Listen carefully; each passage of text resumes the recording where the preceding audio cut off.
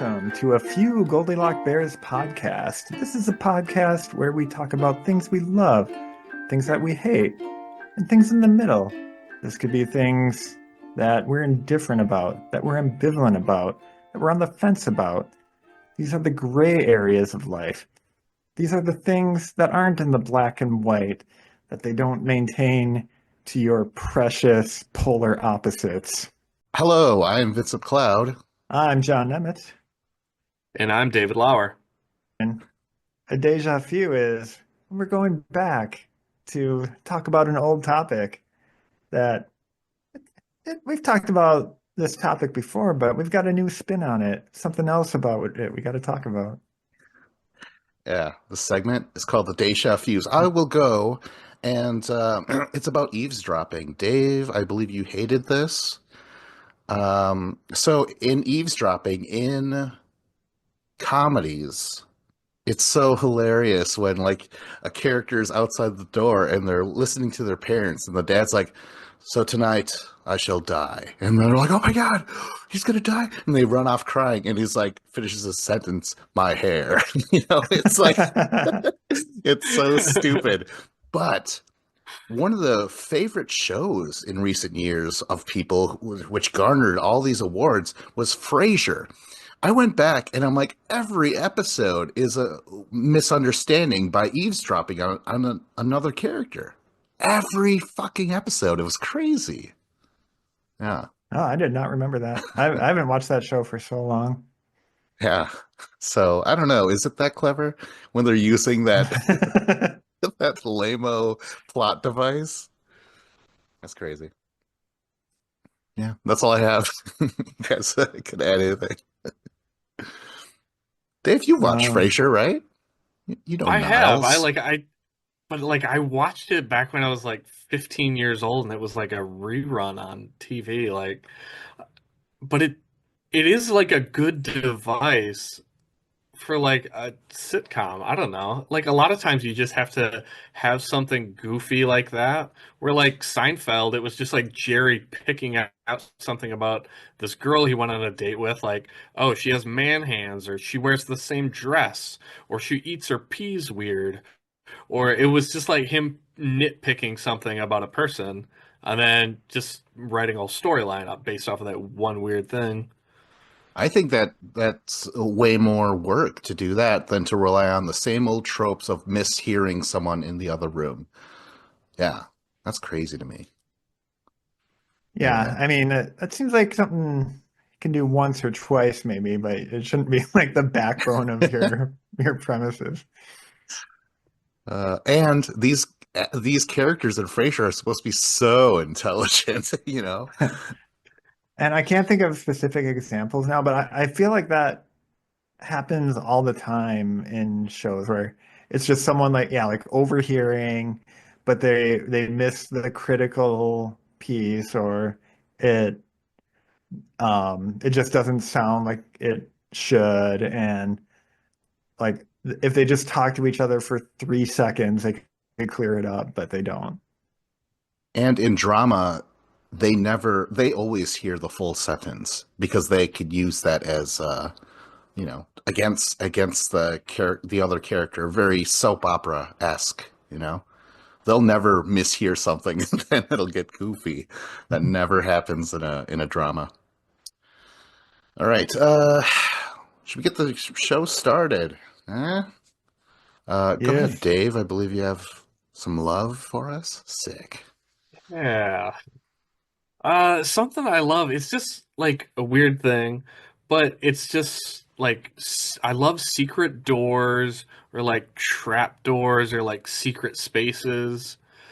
There's like different versions of it, but like my neighbor has like an underground bunker and they just have like the cellar door, like, and it's outside detached from their house.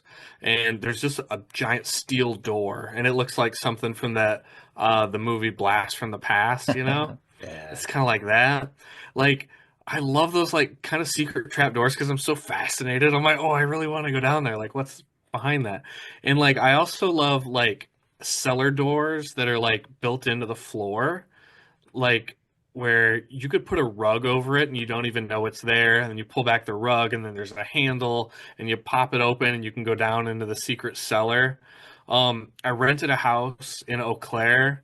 It was off of Birch Street, and it had this creepy cellar that Hmm. you'd go into the pantry and it was dirty and gross, but like we found like a TV Guide magazine from like 1979, and it's like Bob Newhart and like WKRP in Cincinnati and all these like old shows that are in the TV Guide, and you're like, it's like a time capsule. It was so cool.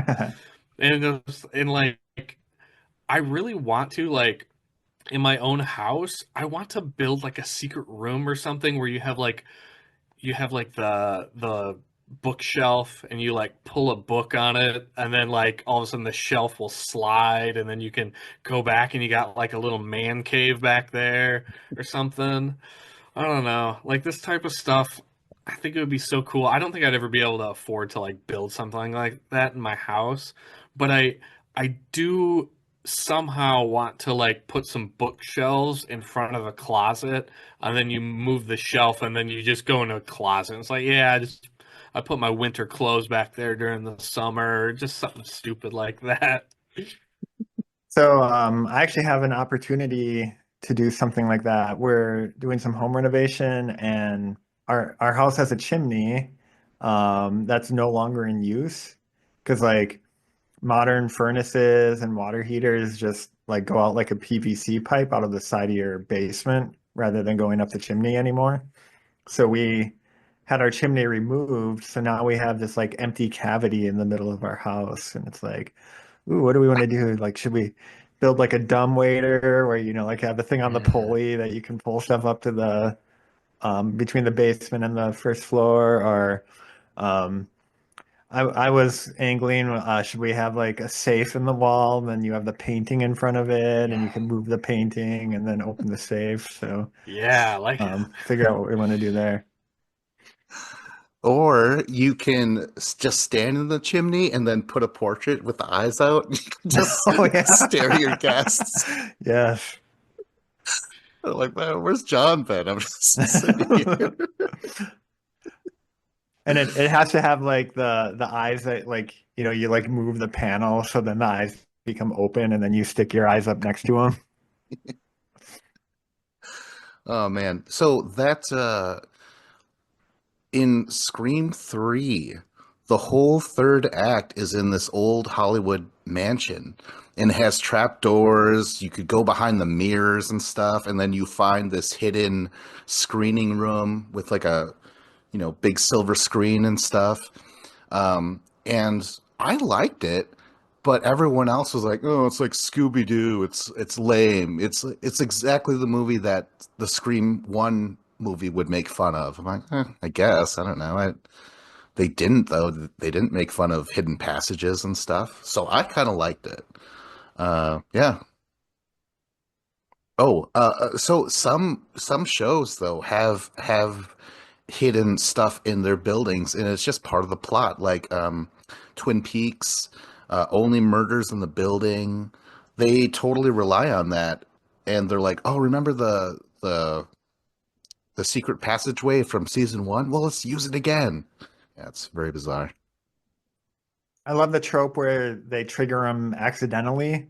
So, like there's two people in the room and like one person like leans up against the bookcase and all of a sudden like spins around and they get pulled into another room and like the first person is like talking to them and they're not there anymore. And um that's always fun. Put Um the candle back. Hmm. you remember on the TV show Lost, where they find like the hatch in the ground and they're like trying to break into it, and they spend like 6 or 7 episodes trying to break into this hatch, and then they finally break it open, and then that's the end of the season. So then like season two starts, and it starts with like this guy just like living his life. He's making breakfast. He's just like putting on a record on an exercise bike, just like inconspicuous. And then all of a sudden you realize that he is in that hatch and he was behind the secret door. and you're like, oh, there's a guy living down there, and he's living like just kind of seems like a normal life in this bunker. Um, I don't know. Like that was like a secret door thing that I really loved. Um, and I also like Vince, what you were saying about like people spying on stuff. Like there's always like TikToks of people in Airbnbs and they rent an Airbnb and they're like, I was walking around the outside of the house and there's a window. But then when you're on the inside of the house, the window doesn't go to anything. And it seems like behind this wall, there should be a room, but we can't access it. And then they're like, there's a shelf here. They're like, I'm trying to, and like people will be like trying to figure out the way to get into the secret room that's like blocked off. And they're like, why is it blocked off? And people, it's like an Airbnb. So people are like super creeped out. Yeah, They're that's worried super about their creepy. privacy.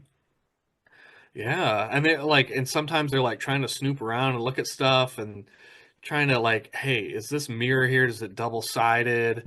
Is there someone behind this? And I don't know. There's definitely weird, creepy things, and I'm sure there's plenty of stories about like weird stuff like that and Airbnbs. That's another reason why I don't like Airbnbs. One of many reasons. Yeah, but yeah, that's the main reason my wife would never stay at one. Uh, so yeah, it's all voyeuristic to me. Like the whole idea, unless you're just using it to stash away something like a safe, that's better. I have no problems with that. Did you guys hear about the Japanese woman, or no, was it a man, woman? I think it was a man. Uh, He was like all my stuff, like food disappeared. I didn't eat that, and he would just be wondering for like, I don't know how long he lived there, 6 months or something like that. And eventually they find this hidden compartment where a woman's been living in the walls and like opening it up when he's out and like eating his food and shit like that. Horrible. That is, You just that freaks me described out. the plot of the movie Parasite. No, spoilers. Oh my Spoiler alert. gosh. Oh God. Yeah. But that's actually a very common horror. Well, now it's getting very common horror trope of like something living in the walls. So it's been done enough nowadays where it's kind of common. Yeah. Yeah, Uh, not a fan of a person living in the walls of my house. So um not not gonna not do even that your one. wife. It's just like, as we are on a fight, I'm going into the walls. You're like, come on. Don't be that way, baby. All right. Segue challenge. Oh well, where does this door here that we found on the floor lead to? Oh, the next topic, perhaps. A topic with a telephone room in it. You know, I hate when people insist on doing business over the phone instead of by email. Um, this has happened to me as I'm doing this house renovation stuff. That like I want to like so like the main example that triggered me to do this was like I'm buying a couple appliances and I um like found the salesperson's email address on the appliance store website and I emailed him like all the specific like here's the model number, here's the date I need it by, here's my phone, my address, everything you need to know.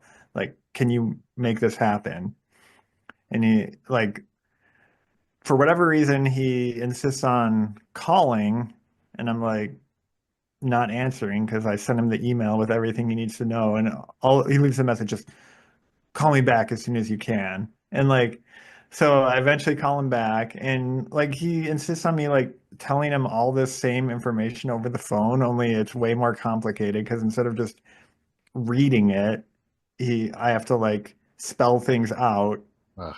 and it was just obnoxious and he ended up like then asking me for my email address over the phone, even though I had already emailed him and getting it wrong. So he like sent the quote to the wrong address and I never got it. It was just like super annoying, but it's just there's certain things that are better over the phone. Like if you know you're gonna have like, okay, this will be like a back and forth thing that, I know there's going to be follow up, then it makes sense to just get on the phone and hash it out.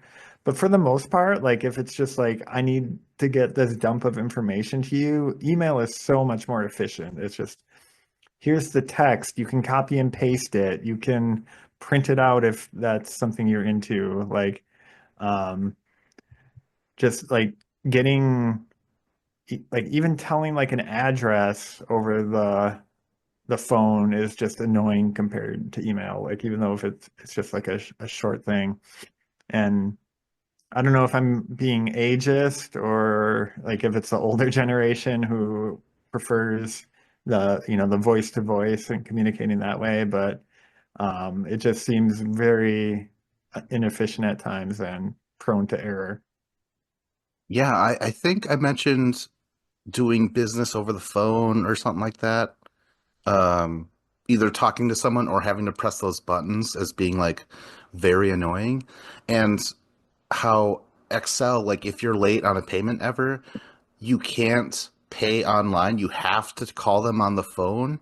And that seems to me like they're like, yeah, we know people don't like this, but that's your punishment. You have to be on this long ass phone waiting for stuff.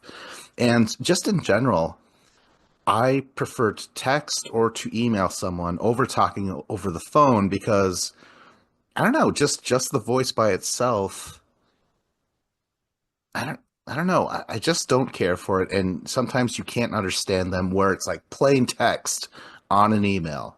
Yeah, for sure. I'm totally with you, John. What do you guys say, Dave? This was a topic that I was actually going to use for myself. And yeah, like I had it So written down as like I love conversing via text message or email.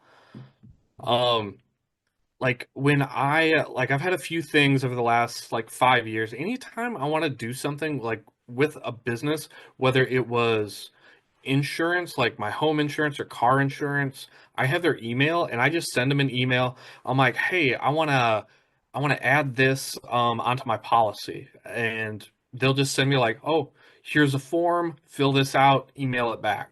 It's like boom. It's way easier than like, oh, I'm gonna call you on the phone.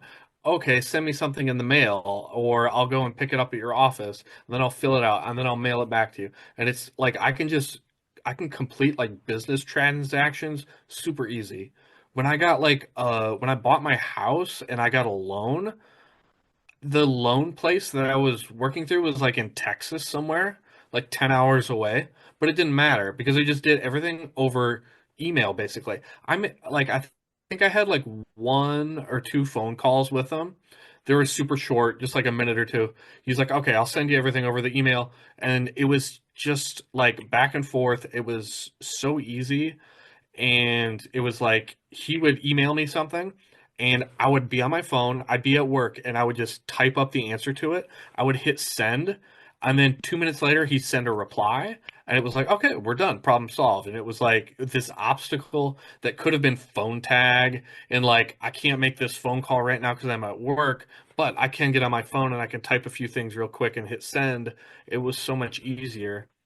um there are a few times where people want to do email conversations where it does need to be a phone call, though. When there's like troubleshooting and someone has like a question, like at work today, someone wanted to know, like, how do we do this procedure? And at our hospital, we do it this way, but what is your procedure? And it's like there's so much nuance to it. Like, if I just have a phone call, like part of it is like you could have phrased your question more specifically and not had such a broad question. Because like with such a broad question, like the response could be literally like 20 pages of how we do certain procedures. Like what's the specific thing you need to know? So like I don't know. Like if you're good at it, an email is awesome.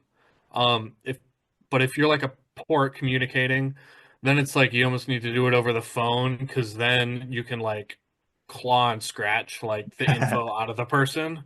yeah, that's a really good point. Yeah, like, all right, I need to like spend time with you to even understand the question you're trying to ask me. I think even with friends though, talking friendly about things and making plans or whatever, I still prefer text. I don't know. I've always felt really kind of nervous on the phone when it comes to anything. Yeah.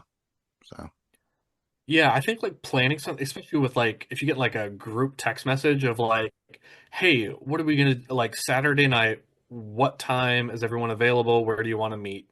And everybody can just send their thing. Like, and it's super easy.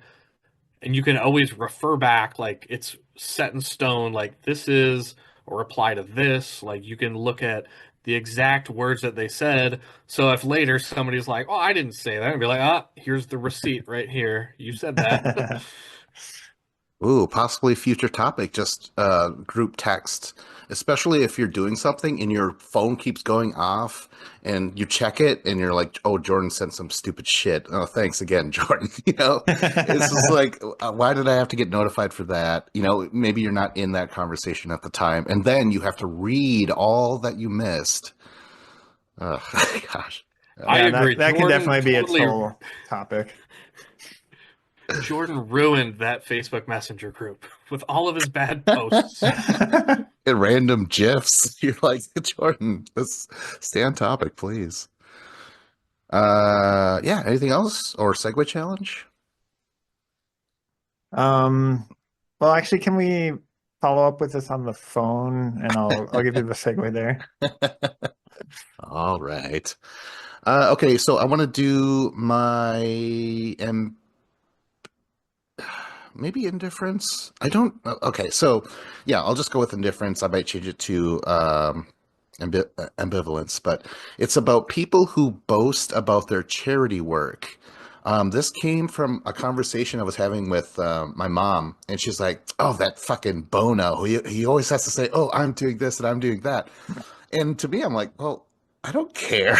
Like he's feeding his ego, but it's doing good, and I doubt the people that he's helping care either. I assume, I don't know. When I think of like people who take selfies while they're helping some unhoused person, I guess I would have to put myself in the unhoused Yep. shoes to see if you care. Like, some am I just an Prop. object or something? Yeah, a photo op or something. I'm a human being actually, but they're still helping you out. And so anyone who says like, "Oh, I go to volunteer at a soup kitchen like every month or something like that," and you could tell they're just like, "Oh, feed me adulation and stuff like that." Um, it's still good work. I think they're doing good things. So yeah, I just wasn't sure how you guys feel about it. So I'm kind of curious. What do you guys say about people who boast about their charity work? Yeah, I think it can come off as obnoxious for the person, like, like, okay, here, he's at it again or whatever. But yeah, like you raise a good point. Like for the charity itself would want the attention. So like, oh yeah, if that's something that Bono is giving to, that's a good cause that maybe I should consider giving to also. That like the charity would like the attention, I would think. Um, from from an individual basis, like, if I was panhandling on the street, I'd be like, yeah, whatever. Take a picture of me, just give me the money or whatever. If that's what you got to do, fine. But then I see your picture on like a TikTok. I'm like, oh, John, no. That's He was too prideful, that John. right. What do you say, Dave? Haven't you ever gotten your blood boiled when you see Angelina Jolie saying like, "Oh, I adopt all these kids," or like, "I'm giving to this village," and then she takes a picture of her Prada bag, like, "Mhm." Like it's definitely weird when it's I don't know, there's like a it's like one of those things you gotta like you know it when you see it because like you gotta be tasteful about that stuff because you can come off as just kind of like you're not promoting the charitable good thing you did, you're just like promoting yourself as a good person. There was a like just last week, I think there was a viral video of Meghan Markle, who's, married to Prince Harry, Ah, and she she did this video, and like there's a lot of backlash to it because, well, she met some survivor of like the Palisades fire, and their home was destroyed, and their favorite like t-shirt or something that was signed by their favorite musician was burnt in the fire. And Meghan Markle's like, so I got all these shirts from this artist and I got them all signed and I gave them to this teenage girl, and she was so happy to get this gift. And but like it was weird because, like, first off, like, her whole house burnt down. Like, a signed T-shirt from Taylor Swift is that's not helping her. She doesn't have a house. The whole community burnt down. So that was kind of weird. But it was like Meghan Markle was kind of making it about herself, when it was Yep. like, this would mean more if like the kid was saying like, hey, like, this Meghan Markle did this for me and I'm so grateful she did it. But like a small it's you're not promoting a charity. You're just promoting like the personal thing you did. And you guys were kind of talking about that. Like, if you're talking about like, hey, this, the American Red Cross does all these good things, like, let's donate money to them. Like, that I get because you're trying to raise money or for a certain cause. But when you're just like patting yourself on the back of something you did, then it just comes across as like, okay, I just want to roll my eyes at you. but some people giving does feel good, you know? Like some people are like, I enjoy doing good for other people. Uh, so yeah, it's so weird. Like, what? Like, if I all of a sudden I'm like, hey man, this is Vince Cloud coming from fucking I don't know Palestine or something, and I'm helping these people. Would you say, Vince, fuck off? Or would you be like, oh, good job, Vince? So it depends on the attitude you're saying, or what? No, it depends on if it's something that you can replicate. Because if you are like being like, hey, this is how you can help someone else, and like if you do this or this, then like give me steps where I'm like, okay, I can get involved and I can help out, then I'm for it. But like if you're just like, hey, I helped all these people because I'm great, and my name is, Jake Paul, and I do all these great things, like and subscribe. And it's just like, well, I can't, like, I don't have a private jet to fly over there and to hand out meals to these people. Like, I can't replicate this. So, like, yeah, I think you got to be able to actually like help other people help this cause, and like give them a tangible way that they can help out. Jake Paul, I was gonna say, like, does he do charity stuff? But but I just remembered, like, isn't he like a big advocate for MMA and UFC fighters getting paid more? Right? Like, isn't that kind of like his whole thing? Where it's like, that's why I'm boxing Nate Diaz and Woodley, because yeah, they're UFC stars, but they were paid peanuts. Now I'm giving them the chance to. Sure, I'm promoting myself, but I'm also doing good for fighters. Ah, oh. One more thing though, I do have to add. I remember when Justin Bieber put out this thing where he's like, no one has done more charitable hospital visits than me. And everyone was like, oh, yeah, good job. And then some research was done. Turns out, no, it's not him. Even though I think he made like, I don't know, 170 visits. People were like, no, there's actually someone who's done twice as much. And that was John Cena. I was gonna guess that, yeah, because like all the Make-A-Wish kids want him, it seems like. Oh, man. What weird taste they have. Well, they're probably all dying. Bad taste. Dying taste for John Cena. And I only say that because I watched the show WWE, and I never cared for Cena personally, but whatever. But yeah, it's funny you Yeah, bring this up. I was just talking about this with this child that I bought a sandwich for, and Yeah. No, you got to post your selfie of that with that child, right? And you taking a Obviously. bite. That'd be great. All right, well that's I think that's the show. We outro again? Oh my gosh. All right, let's get this over with. You know what? That's the show. Like, subscribe, comment if you're on YouTube, and go to a few goldilockbears.com. I was Vincent Cloud. And from that website, you can figure out where you want to listen or watch us. I was John Nemitz. And I was David Lauer. Thanks for listening.